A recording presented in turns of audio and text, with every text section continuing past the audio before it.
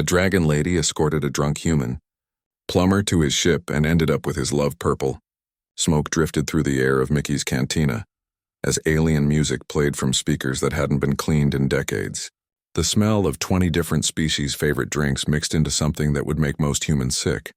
But the regulars didn't mind. Neon lights flickered against metal walls covered in scratches and burn marks from old bar fights. Vera walked through the crowded room with her security badge glowing blue on her chest. Her scales caught the light as she moved, shifting from deep green to silver depending on the angle. Most customers looked away when they saw her coming. Draconics had that effect on people. Even without her claws extended or her fangs showing, she stood 7 feet tall and moved like she could snap someone in half without trying. She was checking tables for troublemakers when she spotted him in the back corner. A human male slumped over his drink, completely unconscious. His work clothes were dirty and his tool belt hung loose around his waist. Empty glasses covered the small table around him. The other customers at nearby tables kept pointing at him and laughing. "Look at the human," whispered a blue-skinned Altarian to his friend. "Stupid monkey can't handle real drinks." "Probably spent his whole paycheck trying to impress someone," added a four-armed Centaurian woman. Humans always think they're tougher than they are. Vera felt her jaw tighten. She'd heard comments like these her whole career. Different species looking down on each other, making assumptions, acting superior. Usually she ignored it, but something about the way they talked about the unconscious human bothered her. She walked over to their table. The human didn't move when her shadow fell across him. He looked young, maybe 30 in human years, with brown hair that stuck up in several directions. His face was peaceful in sleep, not the angry or mean expression she usually saw on drunks. "Hey, you," she called to the Altarian who'd been talking. "What's so funny?" The blue alien's confidence disappeared when she looked directly at him.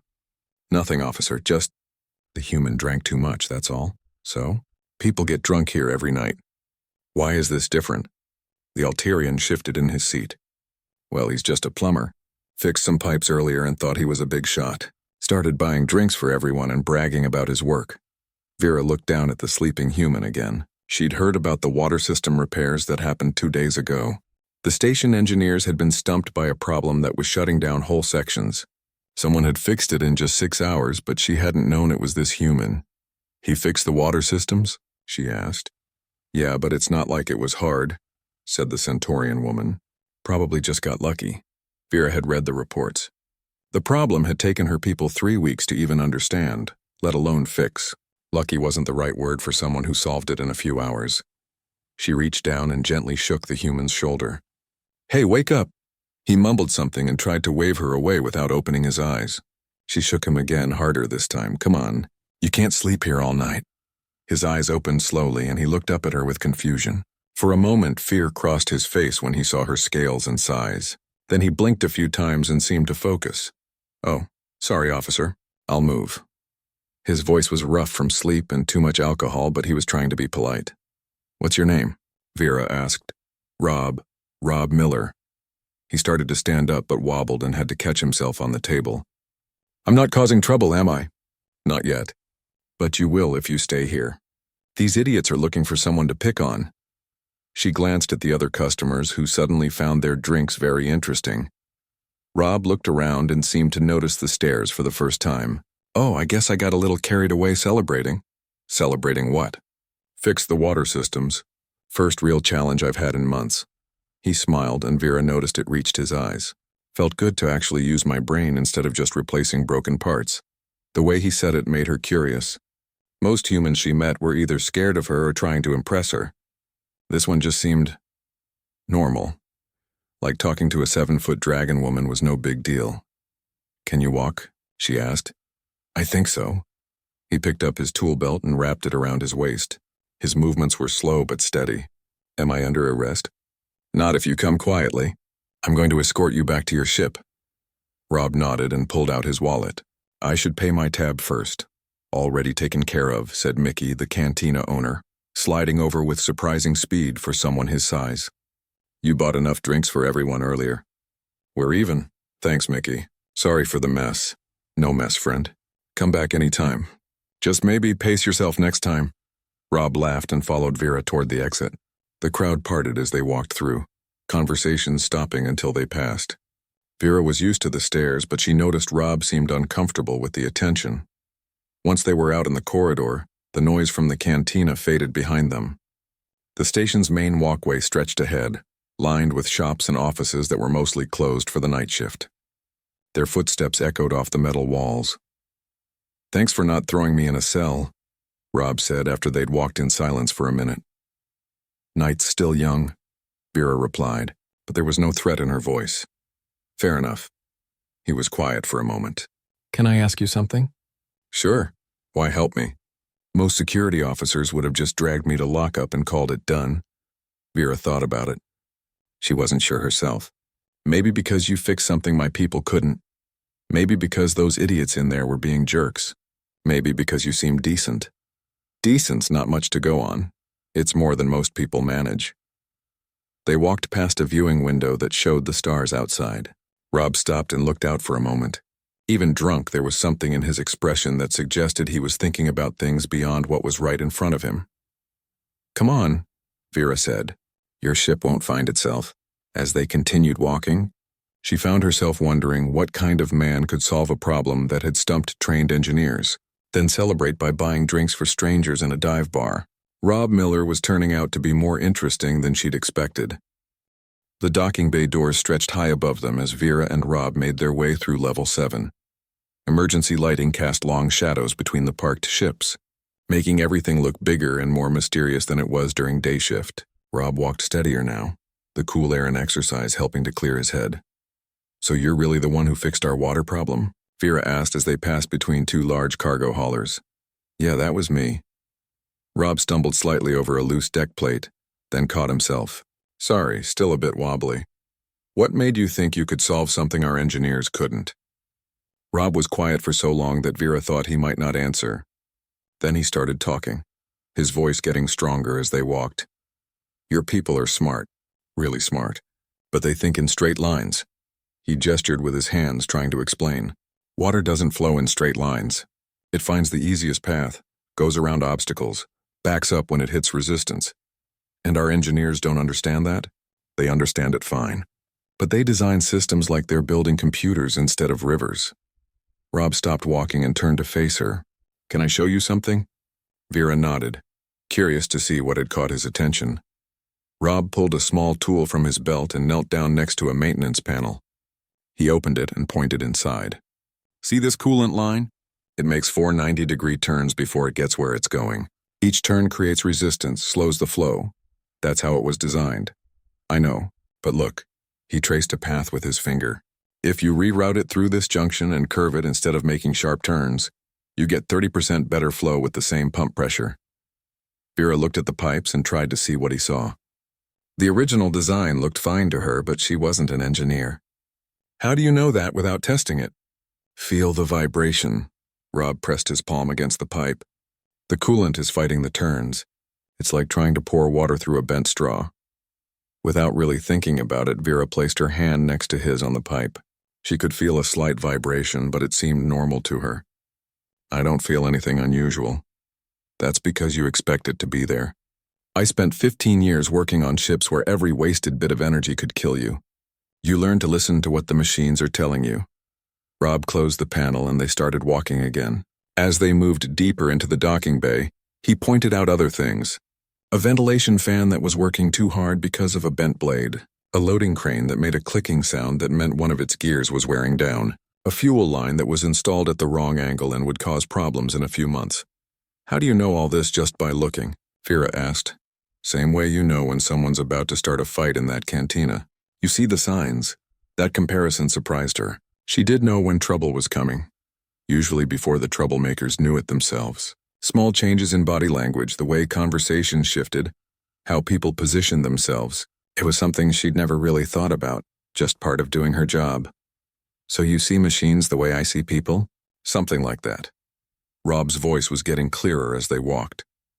"Everything has patterns. Water, electricity, people. When something breaks those patterns, you notice." They reached a section where smaller personal ships were docked. Rob led her toward a modest vessel that looked older but well-maintained. The name Second Chance was painted on the hull in faded letters. "This is me," he said, pulling out his access card. The ship was smaller than Vera had expected, maybe 40 feet long and built for function rather than looks. But as they got closer, she noticed details that suggested careful attention. The hull was polished, the seals around the hatches were new, and the engine port showed signs of recent maintenance. "Not much to look at," Rob said, noticing her examination. "Looks solid. That's more important than pretty. Yeah, she'll get you where you're going. Might not be comfortable, but she's reliable." The airlock opened with a soft hiss, and Rob gestured for her to enter first. Vera hesitated. She'd been planning to just see him safely to his ship and leave. Going inside felt like crossing some kind of line. "I should head back to my patrol," she said. "Of course. I just wanted to thank you properly. Maybe offer you some coffee? Real Earth coffee, not that synthetic stuff they serve at Mickey's." The offer surprised her. Most people couldn't wait to get away from her once they were safe. "I don't drink coffee. Tea, water. I've got some Alterian fruit juice that's actually pretty good." Vera looked at Rob's face in the dim light from the airlock. He seemed genuinely grateful, not like he was trying to impress her or get something from her. Just a decent person offering hospitality to someone who'd helped him. "Maybe for a few minutes," she said. The interior of the ship was as functional as the outside, but Vera could see that someone had put thought into making the small space livable. The main cabin served as kitchen, living room, and workshop all at once. Tools were organized neatly on one wall, a small table folded down from another, and everything was clean despite the limited space. "Have a seat anywhere," Rob said, moving to a small kitchen unit. "Sorry about the mess," Vera looked around. If this was messy, she wondered what Rob considered clean. "Your ship is fine." As Rob made coffee, he started talking again. The alcohol was wearing off, and his words came easier. He told her about growing up on a colony world where everything had to be fixed instead of replaced. About learning that machines were just tools, and tools only worked as well as the person using them understood them. "My dad always said that if you really understand something, you can explain it to anyone," Rob said, handing her a cup of tea. "If you can't explain it, you don't understand it yourself." Smart man, he was. Taught me everything I know about fixing things. Rob sat down across from her at the small table. "What about you? Always wanted to be security?" Vera sipped her tea. It was good. Better than anything she usually drank. "Not really. My family expected it. Draconics are supposed to be warriors or leaders. Security seemed like a compromise. Do you like it?" "Most days. I like helping people, solving problems. The politics and paperwork, not so much. Same here. I like making things work better, but dealing with managers who don't understand what you're trying to do gets old fast." They talked as Rob's coffee cooled and Vera's tea disappeared. Outside the small porthole, the stars moved slowly as the station rotated. Inside the ship, time seemed to slow down as they discovered how easy it was to talk to each other. When Vera finally looked at her chronometer, 3 hours had passed. Her shift would be starting soon. "I should go," she said, standing up reluctantly. "Thanks for the company. And for keeping me out of lockup. Thanks for the tea." And the conversation. At the airlock, they paused awkwardly. Vera wasn't sure what to say. Rob seemed to be having the same problem. "Maybe I'll see you around the station," he said finally. "Maybe you will." As Vera walked back through the docking bay, she found herself thinking about patterns. Rob was right that everything had them, including apparently her own reactions to people. She'd never spent 3 hours just talking to someone she'd met at work, especially not someone she'd arrested, or almost arrested. But then again, Rob Miller was turning out to be full of surprises. Vera knocked on the hull of the Second Chance 3 days later, feeling oddly nervous. She'd told herself she was just checking on Rob as part of her security rounds, but that wasn't entirely true. She couldn't stop thinking about their conversation, about the way he saw things differently than anyone she'd ever met. The airlock opened, and Rob's face appeared, breaking into a smile when he saw her. "Hey there, Officer Vera, everything okay?" "Just making rounds. Thought I'd see how you're settling in. Want to come in? I was just finishing up some work on the engine." Vera nodded and followed him inside. The ship looked different in the daytime lighting. What she'd taken for simple functionality before now revealed itself as something more complex. Every surface had been modified or improved in small ways. Cabinet handles had been repositioned for easier reach. The lighting was brighter in work areas and softer in living spaces. Storage compartments had been redesigned to hold more while taking up less room. "Did you do all this yourself?" she asked, running her hand along a wall panel that curved in a way that made the small space feel bigger. Over the years, yeah. Ship came pretty basic when I bought her. I've been tweaking things ever since. Rob led her toward the engine compartment, which was open and spread out across half the main cabin. Parts and tools covered every available surface, but everything was organized in a way that made sense. Vera could see the logic behind where each piece was placed. Sorry about the mess. I'm upgrading the plasma flow regulators. Looks complicated. Not really. Just tedious. Like surgery, but on something that won't die if you make a mistake. Rob picked up a small component and held it up to the light. See this? Standard part, but it's designed for ships half this size. Works fine, but it's not efficient. He showed her how he'd modified the component, changing the internal flow channels to handle more volume without increasing pressure. It was elegant in its simplicity, the kind of improvement that seemed obvious once you saw it but would take years of experience to think of. How long have you been doing this? Vera asked. 15 years professionally. Longer if you count helping my dad when I was a kid. Rob set the part down carefully and looked at her. What about you? How long have you been keeping the peace? 8 years on Meridian Point. 10 years total. Like it better here than your last posting? Vera hesitated. She'd never really talked about her career with anyone outside her own species. It's more interesting. More diverse. My last assignment was on a draconic military station. Everyone thought the same way, acted the same way. Here you never know what's going to happen next. That sounds like it could be stressful. It is, but it's also... She searched for the right word. Alive, things change here. People surprise you. Rob was quiet for a moment, considering what she'd said. Is that why you helped me the other night? Because I surprised you? Maybe. Most people either run away when they see me coming or try to act tough to impress me. You just treated me like a person. You are a person. Bigger than most, with better natural weapons, but still a person. The simple way he said it made Vera stop and look at him more carefully. Rob had gone back to working on his engine, adjusting connections and checking readings on a diagnostic tool. His hands moved with the confidence that came from years of practice, but he wasn't showing off. He was just doing his job. Can I ask you something? Vera said, sure. That water system problem. Our engineers said it was impossible to fix without replacing half the infrastructure. How did you know they were wrong? Rob put down his tools and leaned against the workbench.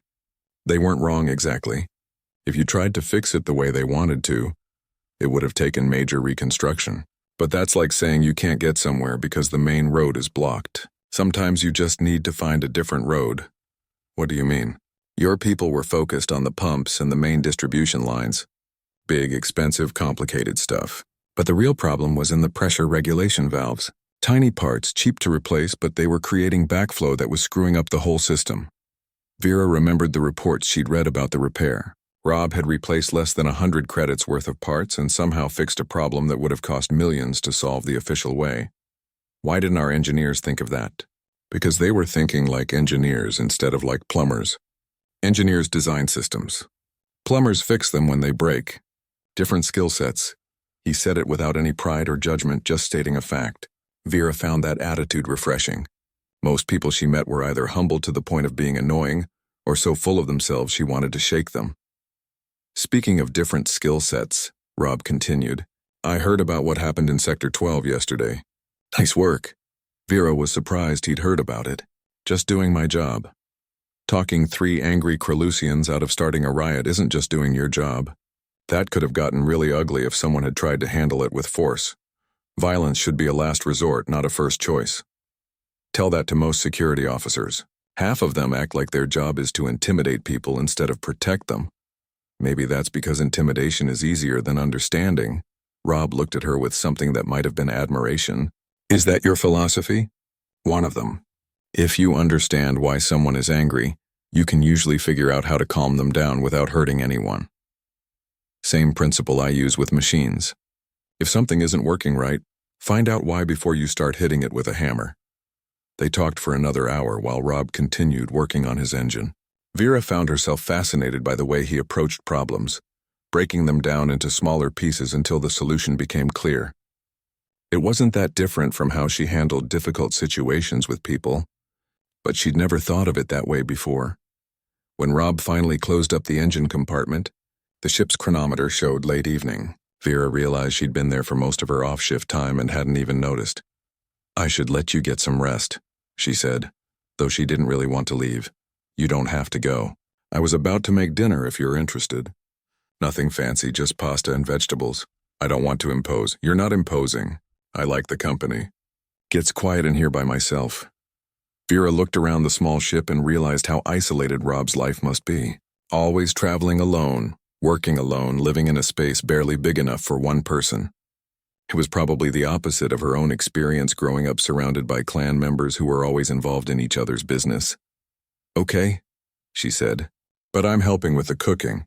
"Deal. But I'm warning you, my kitchen is pretty small."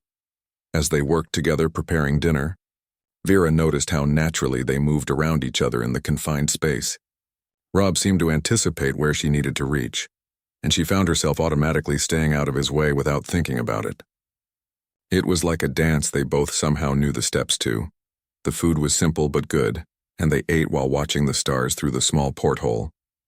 The conversation flowed as easily as it had the first night, covering everything from Rob's travels to Vera's experiences growing up on a draconic colony world. By the time they finished eating, it was well into the night shift. Vera knew she should leave, but she also knew she didn't want to. There was something peaceful about being here with Rob, something that made her feel more relaxed than she had in years. "Thank you," she said as she finally prepared to go. "For dinner, for the conversation, for this. Thank you for coming by. And for treating a drunk plumber like he was worth your time." "You are worth my time, Rob Miller." As Vera walked back to her quarters, she found herself thinking about patterns again. But this time, she wasn't thinking about work or problems to solve. She was thinking about the pattern of her own life, and how meeting Rob seemed to be changing it in ways she didn't fully understand yet. Alarms screamed through every corridor of Meridian Point as Vera ran toward the central command center. Red emergency lights bathed everything in an angry glow, and her communicator crackled with panicked voices reporting system failures across the station. She'd been sleeping when the crisis started, but years of training had her dressed and moving before she was fully awake. The command center was chaos when she arrived. Engineers huddled around displays showing critical system readings, all of them trending toward dangerous levels. Station Commander Davis stood in the center of it all, his usually calm demeanor cracking under the pressure. "Report," Vera called out as she reached his side. "Atmospheric processors are failing," Davis said without looking away from the main screen. "Started 30 minutes ago in Section C and it's spreading. We've got maybe 6 hours before the air in half the station becomes unbreathable." Vera looked at the displays. The numbers meant little to her, but the expressions on the engineers' faces told her everything she needed to know. They were scared. "What's causing it?" she asked. "That's the problem. We don't know." Chief Engineer Morrison wiped sweat from her forehead. "The systems were running fine, then everything started cascading. Processors are shutting down one by one and we can't figure out why." "Have you tried restarting them?" "First thing we did. They come back online for a few minutes, then fail again. It's like something is poisoning the system." Vera watched the engineers work, their movements becoming more frantic as time passed. They were good at their jobs, but they were thinking in straight lines again. "Just like with the water system problem. I need to make a call," she said. Davis looked at her with surprise. "This isn't a security issue, Officer Vera. This is engineering. I know someone who might be able to help." Before Davis could object, Vera activated her communicator. "Rob Miller, please respond." "Priority urgent." The reply came back immediately. "This is Rob. What's wrong?" "We have a station emergency. Atmospheric processors are failing and our engineers can't figure out why." "Can you get to Command Center 7? "On my way."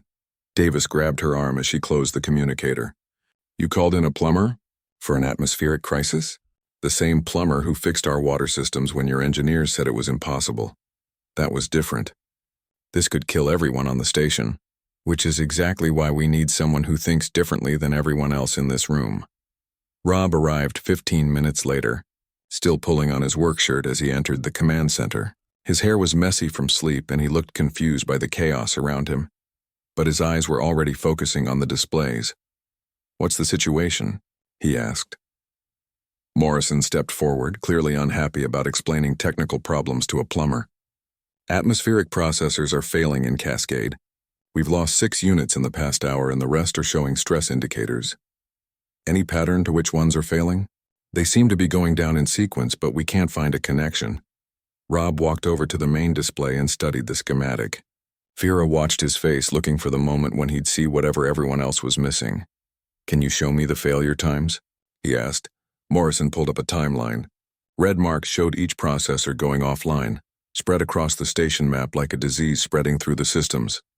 "There," Rob said, pointing at the pattern. "They're not failing randomly. Look at the timing." "What do you see?" Davis asked.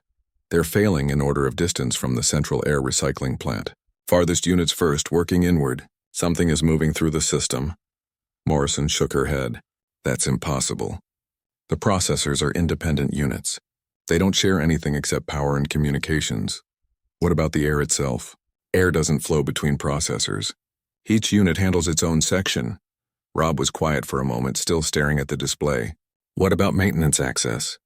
Do the units share ventilation or cooling systems?" "Of course. The cooling loops run through." Morrison stopped talking, her face going pale. "The cooling loops. They're all connected to the central heat exchange. And if something got into the cooling system, it could spread to every processor on the station," Rob finished. "But what could cause that kind of contamination?" Davis asked. Rob turned to Morrison. "What kind of coolant do you use?" "Standard synthetic compound. Been using the same formula for years." "When was the last time you changed it?" 2 weeks ago. Routine replacement across all systems." "Did you test the new coolant before you installed it?" Morrison hesitated. "We tested a sample from the first batch. It was fine. But you didn't test every batch? We ordered 20 containers from the same supplier. They should all be identical." Rob nodded like this confirmed something he'd suspected. "I need to see one of the failed processors. And I need a sample of the coolant from each batch you installed." "This is insane," Morrison muttered. But she was already moving toward the equipment lockers. "We're wasting time chasing theories." "Better than standing around watching people suffocate," Vera said. The trip to Section C took them through corridors filled with worried residents. Word of the crisis was spreading, and people were starting to panic. Vera made a mental note to request additional security patrols to keep order if the situation got worse. The failed atmospheric processor was a machine the size of a small room, covered in pipes and monitoring equipment. Warning lights flashed across its control panel, and the air in the room felt stale despite the emergency ventilation fans running at full power. Rob approached the unit carefully, like he was examining a sick animal. He touched pipes, listened to sounds, and studied readings on displays that meant nothing to Vera but seemed to tell him a story. "Here," he said, pointing to a section of cooling pipes. "Feel this." Morrison placed her hand where Rob indicated. "It's warm. Warmer than it should be. The cooling system is working harder than normal because the coolant isn't doing its job properly. Whatever contaminated it is breaking down the chemical bonds that make it effective. But why would that cause the processors to fail? Because they're overheating. The safety systems are shutting them down to prevent damage, but the contamination keeps spreading through the cooling loops. Every time you restart a unit, it gets reinfected." Morrison stared at the machine like it had personally betrayed her. "So what do we do? We can't replace all the coolant in 6 hours." "We don't need to replace it," Rob said. "We need to clean it. Flush the entire cooling system with a neutralizing agent, then refill it with clean coolant." "What kind of neutralizing agent?" "Depends on what the contamination is. But I have a theory about that too." They returned to the command center where Rob examined samples of coolant from different batches. Using a portable analyzer, he tested each one while the engineers watched with growing amazement. "Here's your problem," he said, holding up a vial of coolant that looked identical to all the others. "This batch is contaminated with a biological agent, probably something that was supposed to be cleaned out during manufacturing but wasn't." "A biological agent?" Davis looked confused. "You mean like bacteria?" "Something like that. It's eating the coolant and producing waste products that make the remaining coolant less effective. The more it spreads, the worse the cooling gets until the processors overheat and shut down." "How do we stop it?" Rob was already moving toward a supply cabinet. "Simple, we poison it. Add enough antimicrobial agent to the cooling system to kill the contamination, then flush everything clean." "Will that work?" Morrison asked. "Only one way to find out." but we need to act fast. The contamination is still spreading. For the next 4 hours, Vera watched Rob and the station engineers work together to save Meridian Point. Rob directed the operation like a conductor leading an orchestra, knowing exactly what needed to be done and when. The engineers, their initial skepticism forgotten, followed his instructions with growing respect. Vera found herself running messages, coordinating with security teams and helping manage the crowds of worried residents. But mostly she watched Rob work, seeing him in a completely different light than before. This wasn't just a skilled tradesman fixing a problem. This was someone who understood systems so deeply he could see connections that others missed.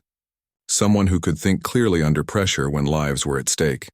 When the last atmospheric processor came back online and stayed online, the command center erupted in cheers. Rob collapsed into a chair, exhausted but smiling. Morrison came over and shook his hand, looking embarrassed. "I owe you an apology," she said, "and probably my job." "We all do." "You don't owe me anything," Rob replied.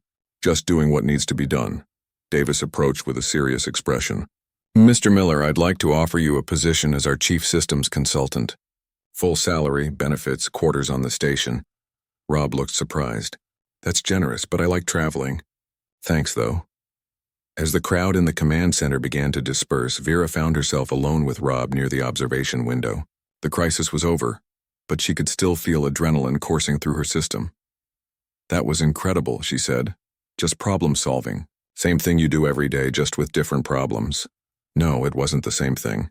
You saved everyone on this station." Rob looked out at the stars beyond the window. "We saved everyone." "You kept people calm, coordinated the work crews, made sure everything happened when it needed to. I just figured out what was broken." Vera studied his profile in the reflected light from the stars. There was something different about the way she saw him now, something that went beyond respect or friendship. During the crisis, watching him work with such confidence and skill, she'd felt something she'd never experienced before. "Rob," she said softly. He turned to look at her, and she saw her own feelings reflected in his eyes. The crisis had changed something between them, brought them closer in a way that couldn't be ignored or explained away. "Vera, I know," she said. "I feel it too." They stood there in silence, both understanding that everything between them had just become much more complicated. And much more important. The council chamber on level 2 had been built to impress visitors with draconic power and tradition. High ceilings arched overhead like the inside of a great cathedral, and ceremonial weapons lined the walls between portraits of ancient clan leaders. Vera stood in the center of the room, feeling smaller than her 7-foot height as 3 members of the High Council stared down at her from their elevated platform. Councillor Thrain, eldest of her mother's clan, spoke first. His voice carried the weight of centuries of tradition. "Vera Draconic Line, you have brought honor to our people with your service on this station. The recent crisis proved your worth as a leader." "Thank you, Counselor," Vera replied, though she could hear the "but" coming in his tone. "However," Thrain continued, "it has come to our attention that you have been associating with a human, a tradesperson of low status." Vera felt her jaw tighten, but she kept her voice level. "If you mean Rob Miller, yes. He's a friend and a valuable ally." "A friend?" Counselor Mira, youngest of the 3, leaned forward. "Our sources suggest the relationship goes beyond friendship. What I do in my personal time is my own business." "Not when it affects clan honor," Thrain said sharply. "You are of noble blood, child of commanders and warriors. Your actions reflect on all of us." The 3rd counselor, Gareth, had remained silent until now. When he spoke, his voice was gentler but no less firm. "Vera, we understand that life on this station exposes you to many different species and cultures. Curiosity is natural, but you must remember your responsibilities. My responsibility is to serve the people of this station and uphold the law. I've done both. Your primary responsibility is to your clan and your bloodline," Mira corrected, "which is why we've arranged a proper bonding for you." Vera felt the floor drop away beneath her. "A what?" "Korak, son of Counselor Thrain, has agreed to bond with you. He's a decorated military officer, heir to significant holdings, and most importantly, he's draconic. Your children will carry on the noble line with proper strength and honor. I haven't agreed to any bonding." "Your agreement wasn't required," Thrain said. "The arrangement serves the needs of both clans. Corax is willing to relocate to this station after the ceremony, allowing you to continue your work here if you wish. Vera looked at each of the counselors in turn, seeing the certainty in their eyes. They'd already decided her future without asking her opinion. It was the way things had always been done in Draconic society, the way her parents had been bonded, the way her grandparents had been bonded. "What if I refuse?" she asked. "Why would you refuse?" Mira seemed genuinely confused. Corax is everything a Draconic female could want in a mate. Strong, intelligent, well-connected. "Because I don't love him." The three counselors exchanged glances that suggested they thought she might be mentally unstable. "Love is a luxury," Thrain said finally. "Duty and honor are necessities. You will grow to respect Corax and that will be enough. It's not enough for me." "Then you are a fool," Thrain snapped, his patience finally breaking. "Do you think your human friend could ever understand you? Do you think his short lifespan and primitive culture could satisfy someone of your breeding? He is a momentary distraction, nothing more. He's worth 10 of your noble Corax." "He is nothing," Thrain's voice echoed through the chamber. "A wrench turner, a pipe fixer, a glorified servant. He has no clan, no honor, no legacy worth preserving." Vera felt her claws extend involuntarily, a sign of rising anger that made all three counselors tense. He saved this entire station. He sees solutions where trained engineers see only problems. He treats people with respect regardless of their species or status. If that's not honor, then I don't understand the word. "You clearly don't," Mira said coldly, "which is why this decision has been made for you. The bonding ceremony will take place in 6 days. Corax arrives tomorrow to begin the courtship rituals." "I won't do it." "You will," Thrain said with finality, "or you will be stripped of your clan name and cast out as an outcast, cut off from all Draconic society, forbidden to return to any world we claim. Think carefully about whether your human is worth such a price." The dismissal was clear. Vera turned and walked from the chamber, her footsteps echoing in the sudden silence. Only when she reached the corridor outside did she allow herself to tremble with rage and fear. She found herself walking toward the docking bay without consciously deciding to go there. Her feet carried her through the familiar corridors while her mind reeled with the implications of what had just happened. In 6 days, she would be expected to bond with a male she'd never met, to give up any chance of choosing her own future. The airlock of the second chance was open when she arrived, and she could hear the sound of tools working inside.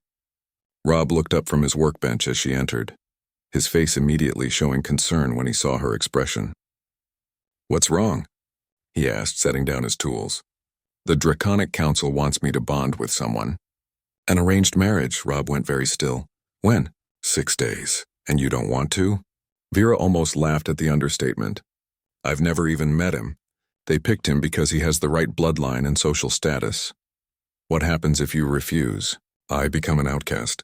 Lose my clan name, my family, my heritage, forbidden to return to any Draconic world." Rob was quiet for a long moment, processing what she'd told him. "That's a high price to pay."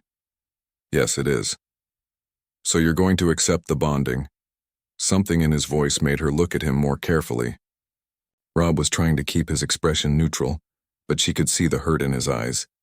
"I don't know what I'm going to do." "Vera, you don't owe me anything. We're friends, but that doesn't mean you should throw away your entire life for me." "Is that what you think this is about? Friendship?" Rob looked down at his hands. "I think it's about you having feelings for someone who isn't good enough for you." "Good enough?" Vera felt a flash of the same anger she'd experienced in the council chamber. "According to who?" "According to everyone. Your family, your people. Probably most of the galaxy. I'm a human plumber, Vera. You're Draconic nobility. We don't belong in the same sentence, let alone the same relationship." "That's the stupidest thing I've ever heard you say." "Is it? Look at the facts. I live in a ship the size of your family's bathroom. I fix pipes and engines for a living. I've got maybe 60 years left if I'm lucky, while you've got centuries. What kind of future could we have together?" Vera stared at him, seeing the same doubts and insecurities that the counselors had tried to plant in her mind.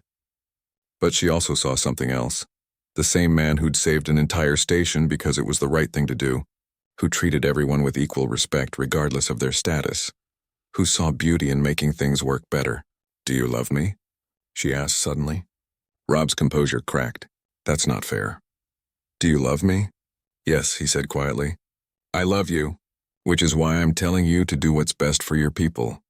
What about what's best for me? You're the same thing as your people. You can't separate yourself from them without losing who you are.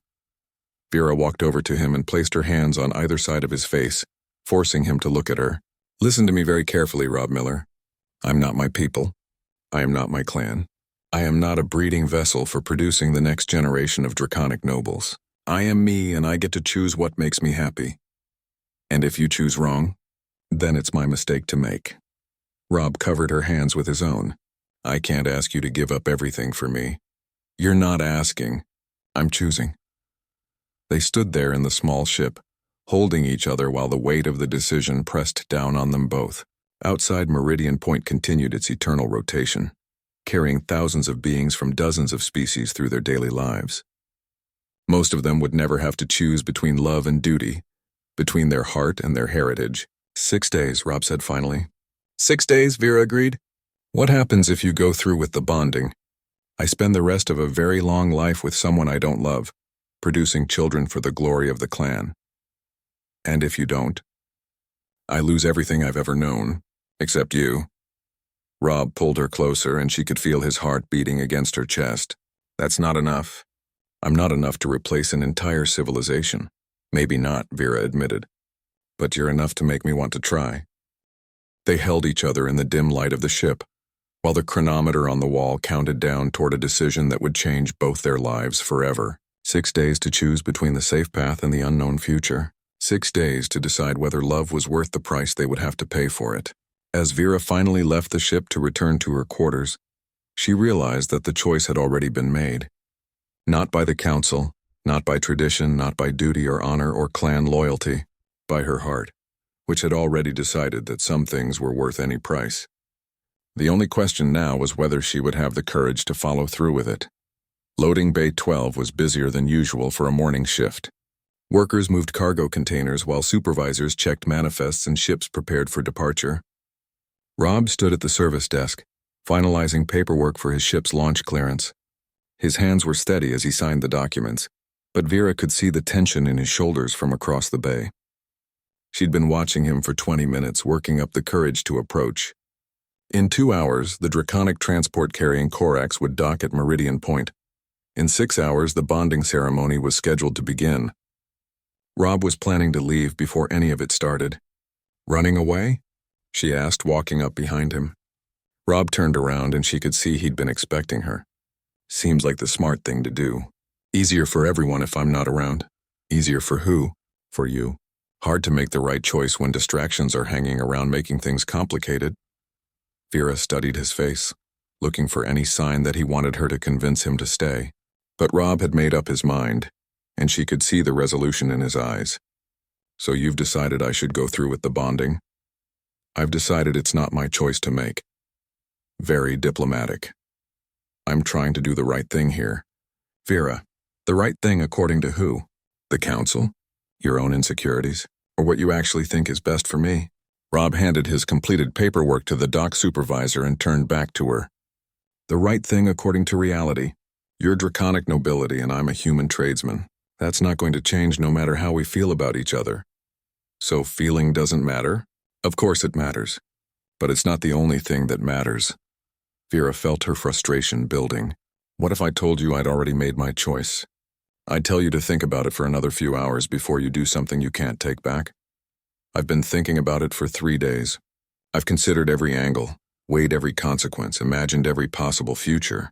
Do you want to know what conclusion I reached? Rob looked like he was afraid to hear the answer. What? That none of it matters if I'm not happy. Status, duty, clan honor, the approval of people I barely know. None of it means anything if I spend the rest of my life wondering what could have been. And what if what could have been turns out to be a disaster? Then at least it will be my disaster. Rob was quiet for a moment, watching the activity around them as ships prepared to leave the station. I could never give you the life you deserve. What life do I deserve? Respect, comfort, a partner who's your equal, children who will carry on your noble bloodline. Vera stepped closer to him, close enough that she had to lower her voice. Do you know what I want, Rob? Tell me. I want to wake up next to someone who sees me as a person, not a breeding prospect or a political alliance. I want to work beside someone who values intelligence over bloodline. I want to argue about things that matter and laugh about things that don't. I want to travel to places I've never seen and fix problems no one else can solve. That sounds nice in theory. It sounds perfect in practice, with the right person. Rob looked at her with an expression that was part hope and part terror. Are you asking me to run away with you? I'm asking you to stay and fight for something worth having. Before Rob could answer, the dock supervisor approached with his departure clearance. All set, Mr. Miller. Bay doors open in 15 minutes. Thank you, Rob said, taking the document without looking at it. As the supervisor walked away, Vera realized this was the moment everything would be decided. In 15 minutes, Rob would either leave Meridian Point forever or stay and face whatever consequences came from defying the Draconic Council. Rob, she said softly, do you think I'm making the right choice? I think you're the only person who can decide what's right for you. That's not an answer. Yes, it is. It's the only answer that matters. Vera looked around the busy docking bay, at all the people going about their daily lives without having to make impossible decisions about love and duty. Part of her envied them their simple problems. If I stay and go through with the bonding, will you think less of me? Never. I'll think you made a difficult choice for complicated reasons. And if I leave everything behind to be with you, I'll think you're either the bravest person I've ever met or the craziest. Maybe both. Rob smiled for the first time since she'd arrived. Definitely both. The announcement system crackled to life overhead. Draconic transport vessel Clan Honor requesting docking clearance at Bay 7. ETA 15 minutes. Vera felt her heart rate accelerate. Corax was arriving early. That's him, she said. Your intended mate? The male the council chose for me. Rob looked toward the bay where the transport would dock, then back at her. Last chance to make the safe choice. I stopped wanting to be safe the night I met a drunk human plumber who turned out to be the most extraordinary person I'd ever encountered. Vera. No. Let me finish. You want to know what I see when I look at you? I see someone who solves impossible problems because helping people is more important than following rules. I see someone who treats a 7-foot dragon woman like she's just another person deserving of respect. I see someone who makes me laugh and challenges me to think and accepts me exactly as I am. That's a pretty generous interpretation. It's an accurate interpretation. And if you think I'm going to give that up to bond with some stranger just because he has the right scales and the right bloodline, then you don't know me as well as I thought. The docking bay announcement chimed again. All personnel clear Bay 7 for incoming vessel. Vera turned to watch through the observation window as the sleek draconic transport approached the docking bay. It was beautiful in the way that draconic ships always were, all elegant curves and polished metal that reflected the station's lights. He's probably a good male, she said quietly. Honorable, strong, intelligent, everything the council said he was.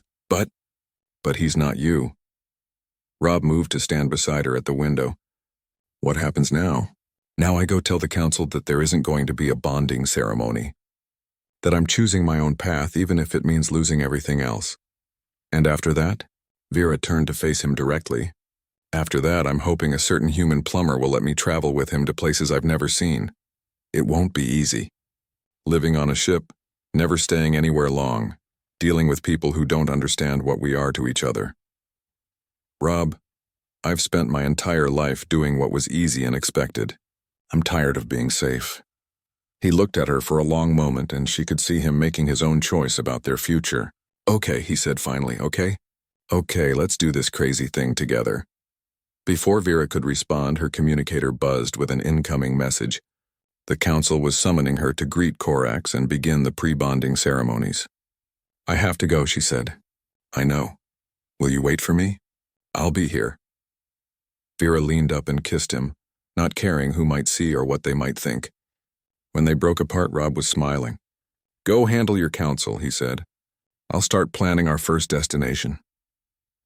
The walk to Bay 7 felt like the longest journey of Vera's life.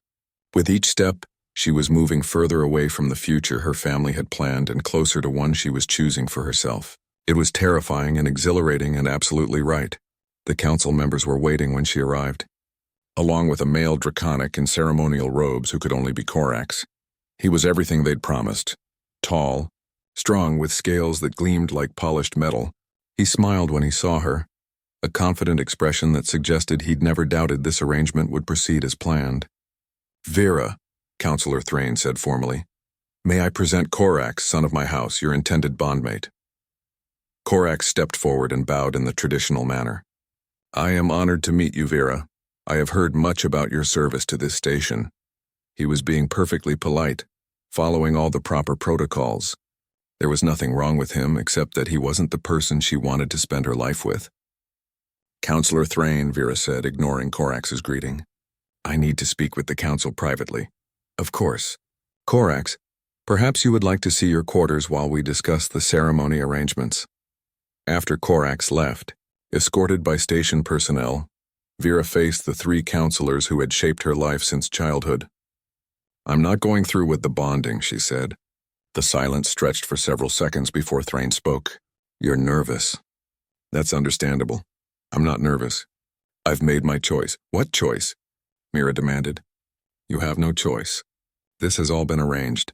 I choose to leave, to give up my clan name and heritage rather than bond with someone I don't love." All three counselors started talking at once, their voices rising as they tried to convince her she was making a terrible mistake. But Vera had stopped listening. She was thinking about Rob waiting in the docking bay, about the adventures they would have together, about building a life based on love rather than duty. "Enough," she said, her voice cutting through their arguments. "My decision is made. I renounce my claim to clan heritage and accept exile from draconic society. For a human," Thrain's voice was filled with disgust. "For myself. For the right to choose my own happiness." She turned and walked away from them, leaving behind centuries of tradition and expectation. Behind her, she could hear them calling her name, making threats and promises and pleas. But she didn't look back. Rob was still waiting in the docking bay when she returned, standing beside his ship with a smile that lit up his entire face. "How did it go?" he asked. "I'm officially an outcast," she said. "No clan, no heritage, no family. Any regrets?" Vera looked at him, this extraordinary ordinary man who had changed her entire life, and felt nothing but joy. "Just one," she said. "I wish I'd met you sooner." As their ship lifted away from Meridian Point, Vera watched the station shrink behind them until it was just another point of light among the stars. Somewhere on that station, Korax was probably being told that his intended bondmate had chosen love over duty. Somewhere else, the council was planning how to explain her disgrace to the rest of draconic society. But here in the cockpit of the Second Chance, watching Rob pilot them toward their first destination together, Vera felt like she was finally living her own life, instead of someone else's plan. "Where are we going?" she asked. "Rimward sector. Got a call about a mining station with environmental problems. Interested in saving another few thousand lives?" "With you? Always." As the stars streamed past the viewports, Vera realized that some patterns were worth breaking, and some choices, no matter how difficult, led exactly where they were supposed to go.